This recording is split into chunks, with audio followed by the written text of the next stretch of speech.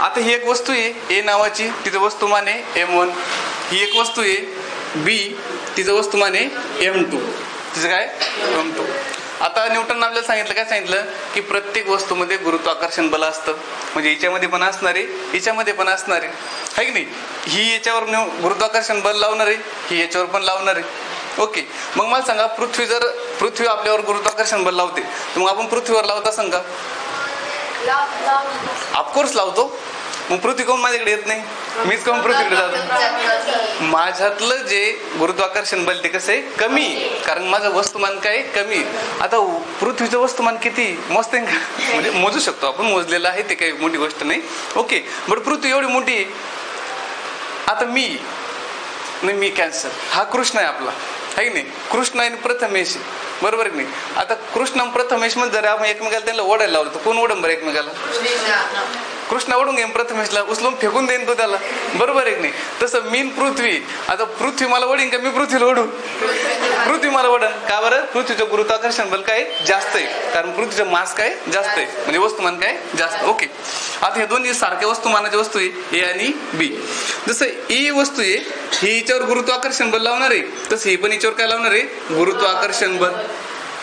Okay, हे काय लावणार आहे, गुरुत्वाकर्षण बल. यांच्यामध्ये हा काय झाला, डी काय झाला, अंतर. हा काय झाला, यांच्यामधला डी काय झाला, अंतर. ओके, आता न्यूटन आपल्याला काय सांगितलं बघा, की प्रत्येक वस्तू, विश्वातली प्रत्येक वस्तू एकमेकावर काय लावते, गुरुत्वाकर्षण बल लावते. Every object in the universe attract each other, म्हणजे विश्वातली प्रत्येक वस्तू एकमेकाला ओढते, समजून घ्या. ओके, पहिली लाईन. नंतर हे जे बल आहे कोणचं, ही वस्तू आणि ही वस्तू एकमेकाला ओढ लागल्या, म्हणजे एकमेकावर बल लावू लागले. हे जे बल आहे कशावर अवलंबून आहे, दिस फोर्स. बघा, हा जो फोर्स आहे यांच्यामधला, आता याला ओढ लागलं, हा ओढ लागलं, म्हणजे फोर्सच लावू लागले ना.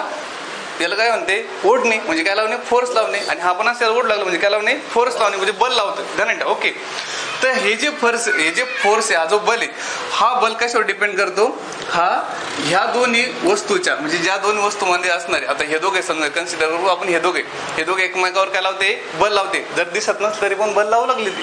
ओके, दिसतच तरी पण ते काय लावताय, बल लावताय. मग हे बल कशावर अवलंबून आहे, हे जे गुरुत्वाकर्षण बल आहे हे त्या दोघांच्या वस्तुमान म्हणजे वस्तुमानावर अवलंबून असते. कशावर, वस्तुमानावर. हे गुरुत्वाकर्षण बल दोन वस्तूच्या वस्तुमानाच्या गुणाकाराशी समानुपाती. हिचे ना कशाच आहे,